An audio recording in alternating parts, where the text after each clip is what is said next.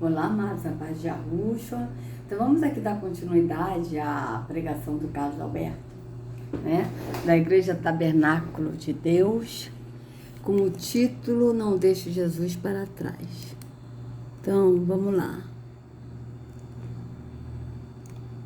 Assim. Show. Peraí. Deixa eu só botar assim um pouquinho para cá.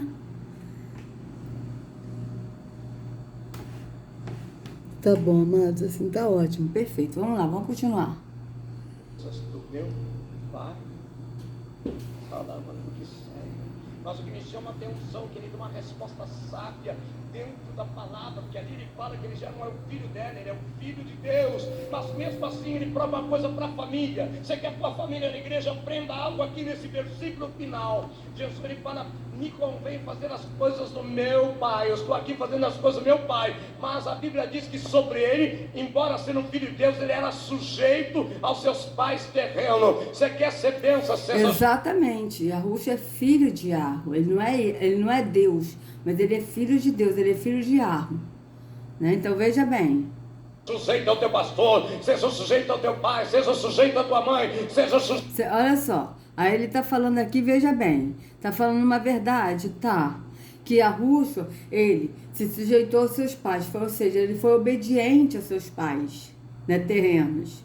Mesmo José não era pai biológico de Yahushua, mas ele obedeceu a José como pai dele, né? Embora Maria não foi casada com José. Está escrito na escritura, eles traduziram como esposa para a pessoa entender que ele era casado com Maria. Não, José ele foi tutor de Maria, tá? Ele foi tutor, ele cuidou de Maria. E Yahushua, ele tinha José como pai dele, porque ele, como cuidava de Maria, ele também tinha José como pai dele. Então ele obedeceu a José, ele foi obediente aos pais dele, né? Mas aqui ele está falando de obedecer, que como Yahushua foi obediente ao pai dele, que a pessoa tem que ser obediente ao pastor, aos pastores. Vamos ver aqui o que ele vai falar, veja bem. Para ser um filho de Deus, ele era sujeito aos seus pais terrenos. Você quer ser bênção? Seja sujeito ao teu pastor, seja sujeito ao teu pai, seja sujeito ao seu pastor, seja sujeito e obedeça a um líder religioso que se denomina pastor. Não é seja sujeito ao pastor que é Yahushua. Obedeça e ande no pastor que é Yahushua, mas seja sujeito ao seu pastor. Então seja sujeito aqui, ó, ao Carlos Alberto. É isso que ele está falando. E sendo que na escritura nós temos que obedecer ao pastor Yahushua, seguir a ele, que foi o que ele disse: vem e siga-me. Tá certo? Siga-me. Por quê? Porque ele vai na frente e nós seguimos a ele. Está escrito bem claro. Mas aqui ele está dizendo que, como Yahushua foi obediente aos pais dele terreno, que as pessoas têm que se sujeitar, ou seja, obedecer ao seu pastor. Mas o pastor que ele está falando é o líder religioso. Não é obedecer a Yahushua como pastor, que é o único pastor.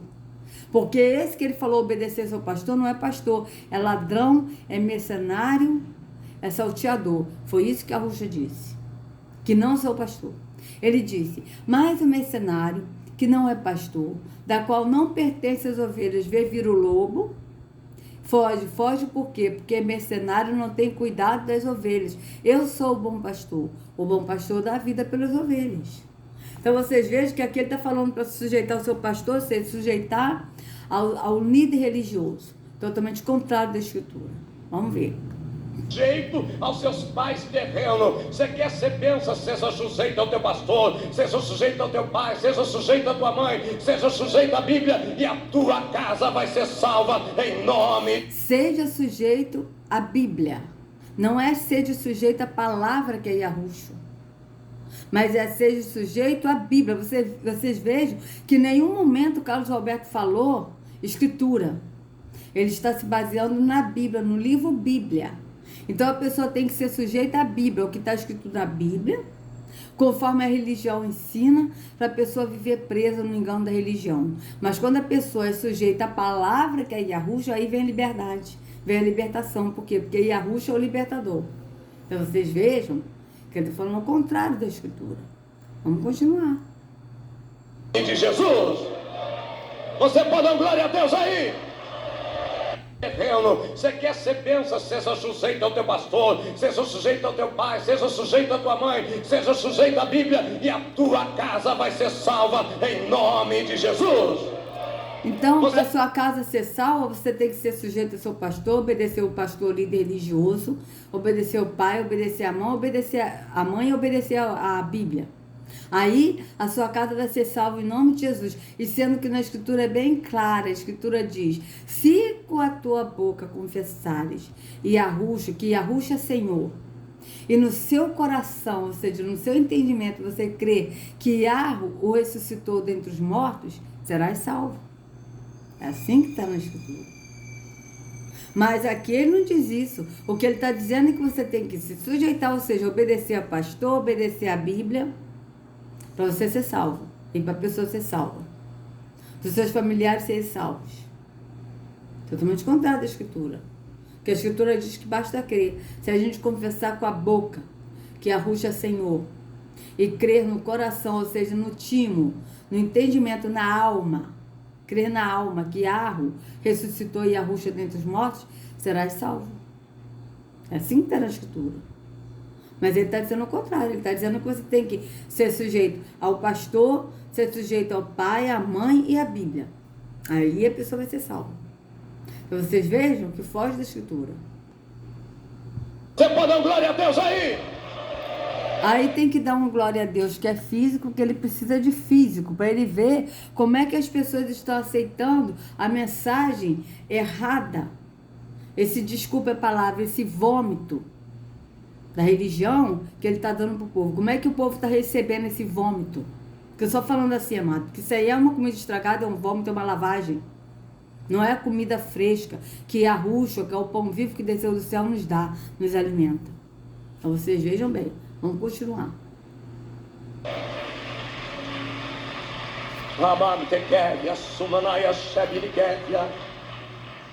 Eu queria orar pela tua família, irmãos. Mas eu queria que você, por favor, colocasse a tua família no altar do Senhor. Presta bem atenção. Aqui, colocasse sua família no altar do Senhor. O que significa isso, colocar sua família no altar do Senhor? Porque o altar, segundo a Escritura, é a mesa do sacrifício. Mas aqui eles usam isso aqui como altar. Ou seja, no sistema religioso, você colocar sua família no altar do Senhor, ou você colocar sua vida no altar, é você se colocar como sacrifício, você se sacrificar. Então, qual é o sacrifício que o sistema religioso pede? Você tem que ir à igreja, isso é um sacrifício. E é. Sabe por quê? Porque o Altíssimo não habita em templos feitos por mãos humanos. Então é um sacrifício você ir num templo onde o Altíssimo não habita. Dar dízimos e oferta é outro sacrifício inútil. Por quê? Porque Yahushua, ele foi o último dízimo e a última oferta dada por nós. Tá? Jejuar é um outro sacrifício.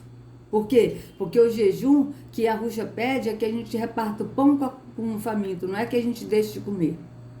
Tá? Ler a Bíblia é outro sacrifício. Então vocês vejam que colocar sua família no altar do Senhor, que ele está falando, é você se sacrificar praticando os atos da religião, que são sacrifícios. E sendo que Yahushua, ele foi o sacrifício perfeito por nós. Feito de uma vez por todas. Então vocês vejam que a pessoa que está com a vida no altar no tempo físico, praticando esses sacrifícios, elas estão rejeitando o sacrifício perfeito e de uma só vez que Yahushua fez.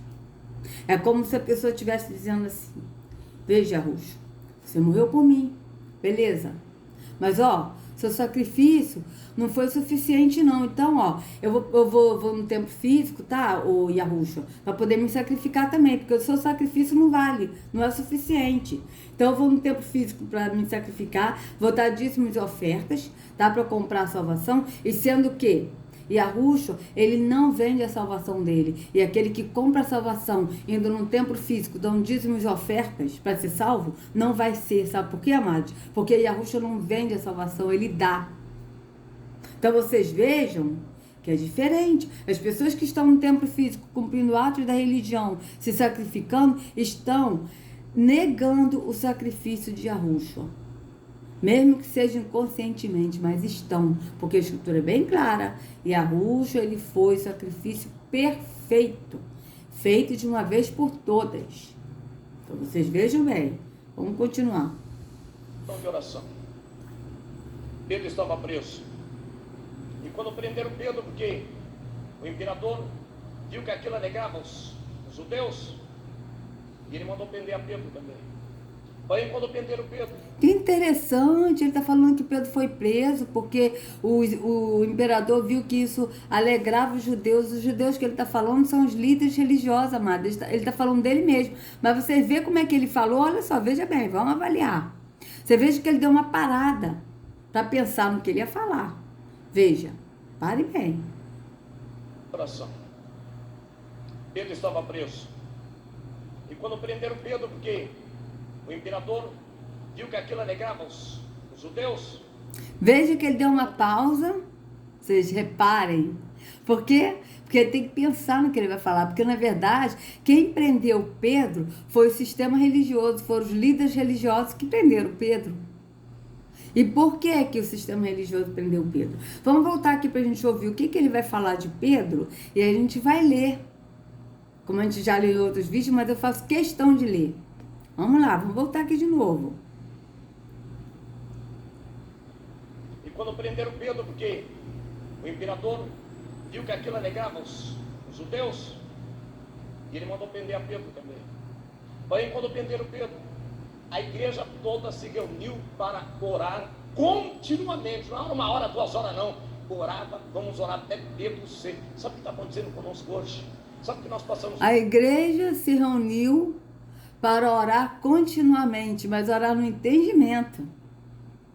A igreja se reuniu no entendimento para orar, no secreto. Cada um orou no seu secreto. Não é orar todo mundo juntos. Então vamos ver aqui, olha. Pedro foi preso. Vamos ver aqui onde é que está escrito, porque eu sei que é em Atos, mas não me lembro mais. Eu acho que, não sei se é Atos 4. Deixa eu ver aqui, ó. A prisão de Pedro. Ó. Atos, Bíblia. Vamos ver onde é que tá. Eu acho que é Atos. Atos 12. Vamos ver. Deixa eu ver aqui. Aqui, ó, Atos 12. Vamos ler aqui em Atos 12 aqui para ver o que está escrito em Atos 12. Tá? Nessa ocasião, o rei Herodes prendeu alguns que pertenciam à igreja, ó. Pertenciam à igreja que pertenciam a Yahushua, com a intenção de maltratá-lo. Você veja que o rei Herodes fazia parte aqui da política, né? Entende? Era o rei. Você vê que a política, maçonaria e religião estão sempre juntas. E a maçonaria, política e religião que mataram Yahushua, que mataram os apóstolos, que mataram os profetas e que mataram muitos que seguiam Yahushua e que vão matar muitos ainda. Vocês vejam bem. Ele mandou matar a espada Tiago, irmão de João. Veja, quem mandou? O rei Herodes. Tá? Mas isso ele junto com os líderes religiosos, porque eles sempre andavam juntos. Tanto que a gente vê que o Yahushua foi falar com Herodes, né? Não, foi com Pilatos. Desculpa, Matos. Mas vocês vejam que Herodes, ele mandou decapitar João Batista no aniversário dele. Você veja bem. Por quê? Porque João Batista seguia Yahushua. Vocês vejam bem. Mas foi Pilatos que interrogou Yahushua. Tá? É porque eu confundi aqui, amado. Desculpa. Então vamos lá. Vendo que isso agradava aos judeus. Então vamos ver aqui Atos 12, 3 para ver como é que está escrito aqui. Atos 12, 3. Não, para cima, para baixo. Não, meu pai, peraí. Atos 12, 3. Vamos lá. 12. Vou botar aqui. Vamos ler por aqui. Para ver como é que tá aqui, né? Então vamos lá. No 3 aqui. Então cadê? Quando viu que isso agradou os judeus, tá? Aos judeus, cadê? Aos judeus, Vamos ver na Bíblia Viva. Porque quando fala aos judeus, que isso agradou aos judeus, aos líderes religiosos, tá, amados? Pode ter certeza. Está falando dos líderes religiosos que perseguia, Yahushua que perseguia, os profetas que perseguiam a todos. Vamos lá, Atos 12.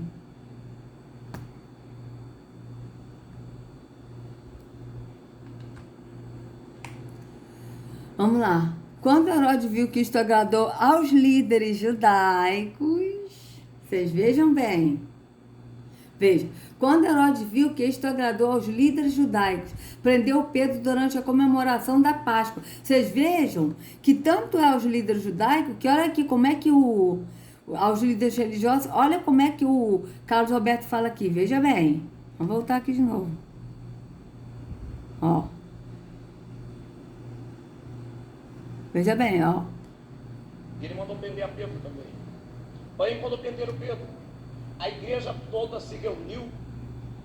E quando prenderam Pedro, porque o imperador viu que aquilo alegrava os judeus, e ele mandou prender a Pedro. Você vê, aquilo alegrava os judeus, ele botou a mão na testa, atrás, na testa não, atrás, desculpa, ele botou a mão atrás, tá? Então vamos ver aqui, ó. Oração. Pedro estava preso. E quando prenderam Pedro, porque o imperador viu que aquilo alegrava os judeus, e ele mandou prender a Pedro também. Aí, Linguagem corporal, vamos pesquisar aqui.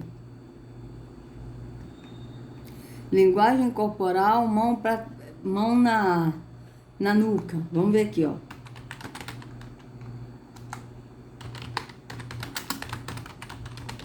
Mão na nuca. Vamos ver aqui.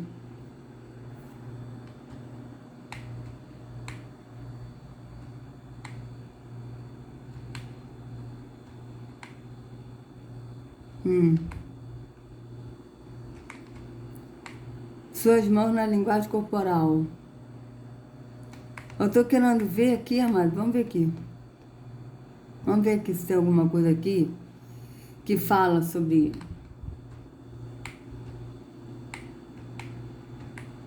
a linguagem corporal. Vamos ver aqui. Tá lelé, hein? Aqui não tem nada não, né? Vamos ver aqui no outro aqui. Peraí.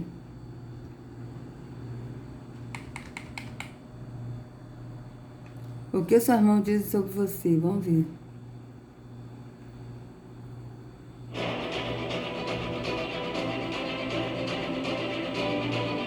Peraí, deixa eu ver aqui, ó. Mão na nuca.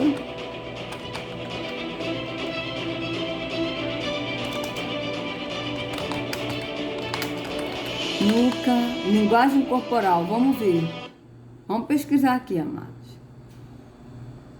Vamos ver aqui, vamos lá. Olá pessoal, tudo bem? Hoje eu gostaria de falar para vocês das suas mãos e como elas serão suas aliadas na hora de construir a sua linguagem corporal. Então, preparados? Vamos lá! Bom pessoal, hoje eu gostaria de falar para vocês do aperto de mão. Ele é a primeira oportunidade que você vai ter de encostar realmente no seu cliente. Então, estudos já dizem que você tem 1/10 de segundo para fazer uma pessoa gostar de você.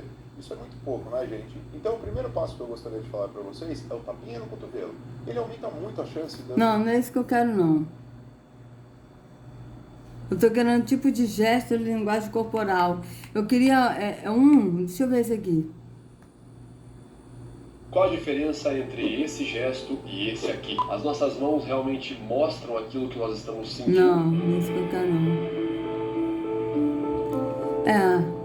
Meu nome é Vitor Santos, eu sou especialista em linguagem corporal e perito técnico das expressões faciais. E você está no canal Metaforando, o maior canal de linguagem corporal do Brasil. Você provavelmente já fez algum gesto como esse que eu estou fazendo aqui em algum momento com alguém, ou para enfatizar algo que você estava falando, como eu acabei de fazer. O fato é que fazer gestos é praticamente uma regra. Deixa eu ver aqui uma coisa. O jornalista se virou para ele e disse: "Eu sei onde está o dinheiro", enfatizando e chacoalhando os dedos do meio na direção do entrevistador. A terceira categoria, nossa última categoria geral de gestos, é uma classificação chamada de MAP, manipuladores, adaptadores e pacificadores. Esse tipo de gesto está diretamente associado aos níveis de ansiedade percebidos no nosso organismo. Basicamente, quando somos energizados com hormônios como adrenalina ou cortisol, presentes em momentos de estresse e picos de ansiedade, tendemos a nos acariciar, nos massagear ou a manipular algum objeto na nossa roupa, um relógio,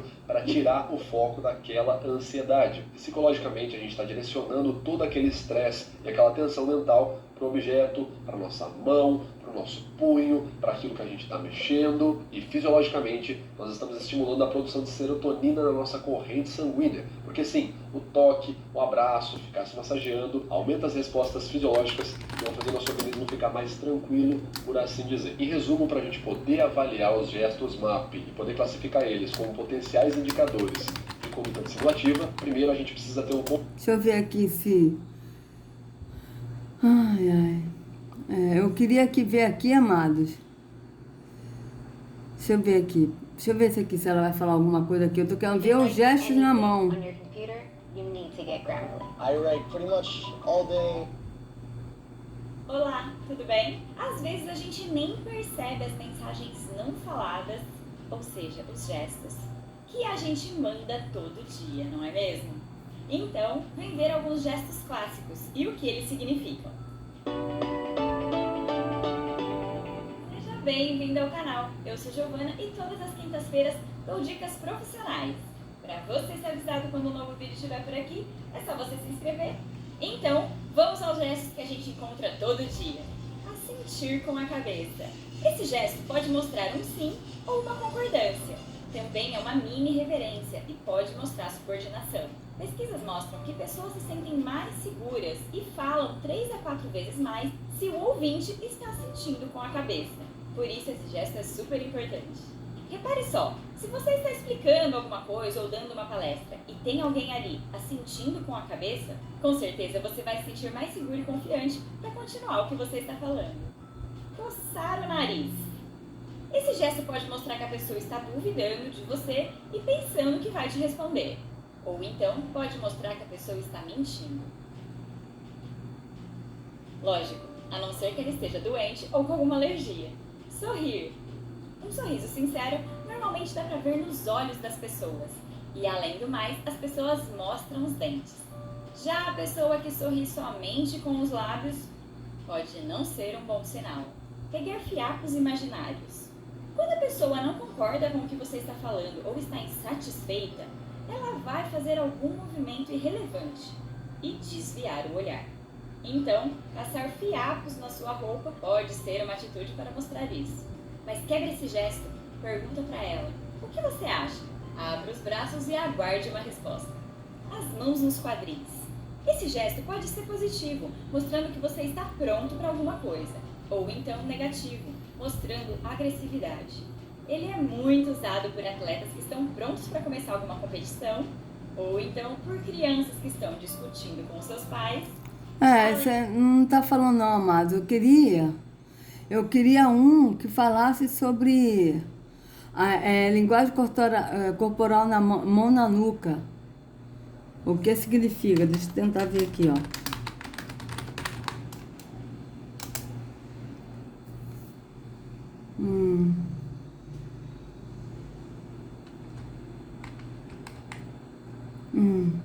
Com a boca e o rosto, não.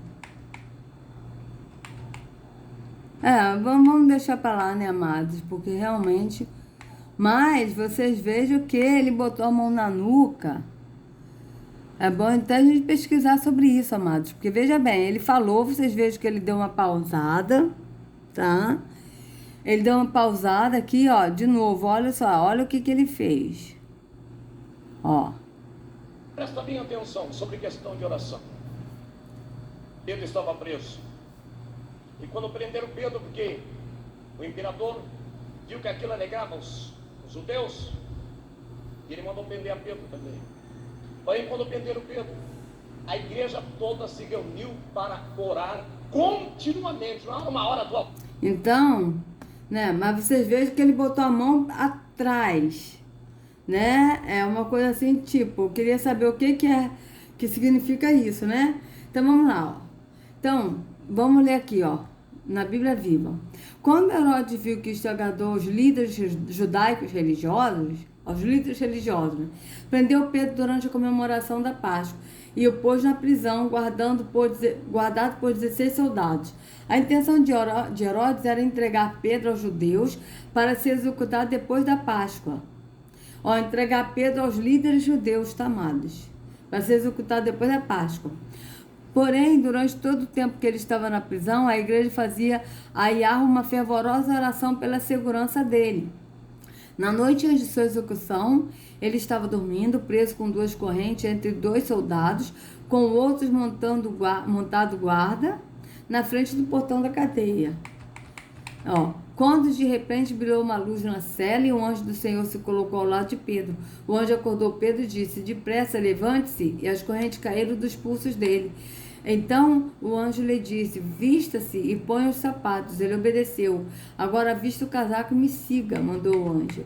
Então Pedro deixou a cela, seguindo o anjo. Mas o tempo todo ele pensava que era um sonho ou uma visão e não acreditava que aquilo estivesse realmente acontecendo. Eles passaram o primeiro e o segundo posto da guarda, chegaram ao portão de ferro da rua e este se abriu por si mesmo para eles. Então eles passaram e foram caminhando juntos a um quarteirão e aí o anjo deixou. Pedro finalmente percebeu o que tinha acontecido. É verdade mesmo, disse consigo. O Senhor enviou o anjo dele e me salvou de Herodes e de tudo que os judeus queriam me fazer. Ou seja, de tudo que os líderes religiosos queriam fazer, né? Depois de pensar um pouco, ele foi para a casa de Maria, mãe de João Marcos, onde muitos estavam juntos para uma reunião de oração. Veja, para uma reunião de oração, de orar, de falar das grandezas de Iarro. Não é uma reunião de oração da pessoa ficar orando alto, entendeu? A Iarro. Mas era uma reunião de oração para falar das grandezas de Iarro, para que outros possam ir para Iarruxo, tá, amados? Pedro bateu no portão e uma menina chamada Rode veio abrir. Quando ela reconheceu a voz dele, ficou tão contente que, em vez de abrir a porta, voltou correndo para dentro, a fim de contar a todos que Pedro estava lá fora na rua. Eles não acreditavam nela. Você está fora do juízo, disseram. Quando ela insistiu, eles pensaram, deve ser o anjo dele. Enquanto isso, Pedro continuava batendo. Quando finalmente foram abrir a porta, a surpresa foi enorme. Ele fez-lhe sinal para ficarem quietos e contou o que tinha acontecido e como o Senhor o havia tirado da prisão. Conte a Tiago e aos outros o que aconteceu, disse ele, e partiu para lugares mais seguros. Vocês vejam que ele falou, conte para Tiago, porque Pedro não sabia que Tiago foi morto à espada. Aqui, quando Herodes viu que isso agradou aos líderes judaicos, ele matou o apóstolo Tiago, irmão de João. Matou a espada. Aqui já não está dizendo a espada, mas aqui está, matou a espada. Ele mandou matar a espada Tiago. Tá vendo? Ali na Bíblia Viva já ocultaram o que ele mandou matar a espada, tá? E aí, eu acho que é em Atos 4 que fala sobre Pedro, a conversão de 3.000. Pedro pregou e 5.000 se converteram. Quer ver, Vamos lá. Pregou e 5.000. Se converteram. Atos, Bíblia. Vamos ver.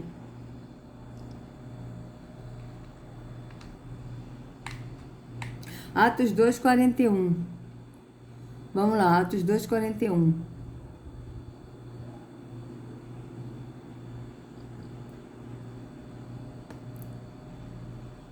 Não, é para cima. Cadê você, Atos? O Lucas. Mateus, Marcos, Lucas, João. Atos já tá. Atos já tá aqui. Meu pai. Atos 2. Que coisa, amados. Já tá aqui. Atos 2:41. Olha só. Veja bem. E aqueles que acreditaram na pregação de Pedro foram batizados ao todo uns 3.000. Tá. Vamos ver aqui.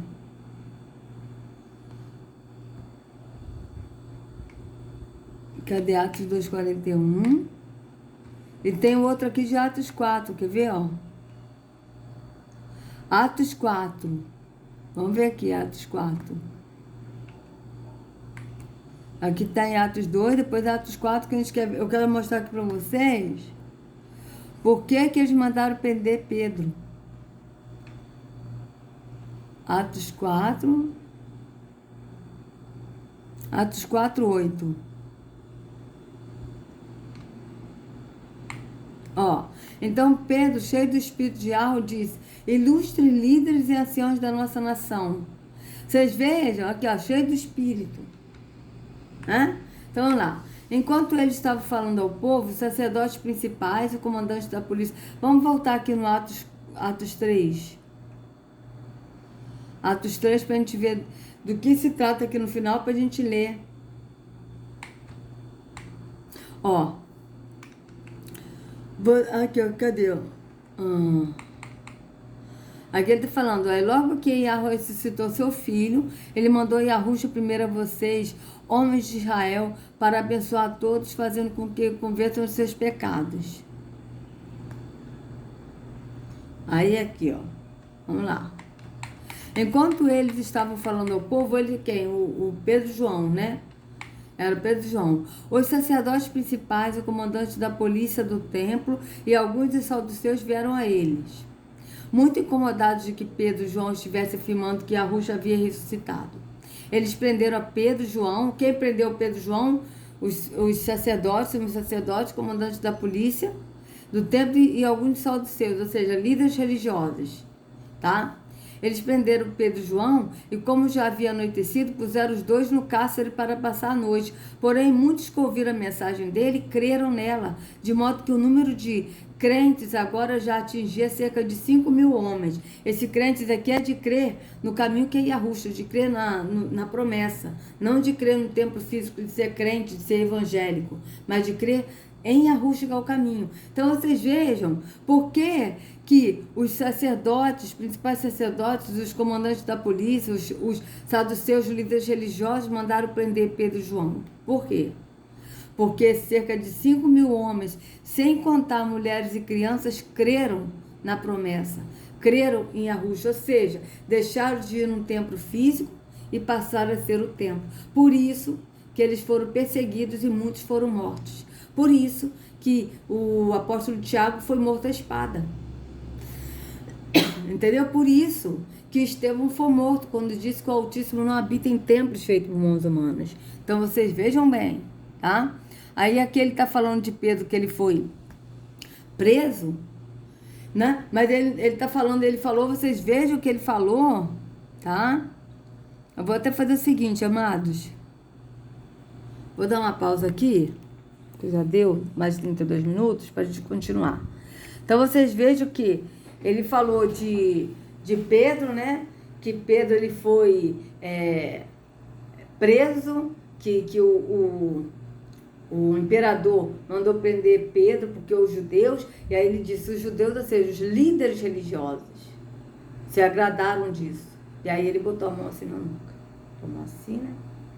Então, é linguagem corporal. Agora, eu queria saber, se alguém aí entende de linguagem corporal e quiser colocar isso no comentário, por favor, tá, amados? Vocês podem colocar no comentário o que esse colocar a mão na nuca significa, tá certo? Eu vou aqui pesquisar para ver se eu consigo achar aqui, né? Então, amados, se vocês gostaram do vídeo, por favor, compartilhe, se inscreva no canal, acione o sininho, dê o like, né? E que Yahusha carregue cada um de vocês nas palmas de suas mãos. Sejam livres do engano da religião.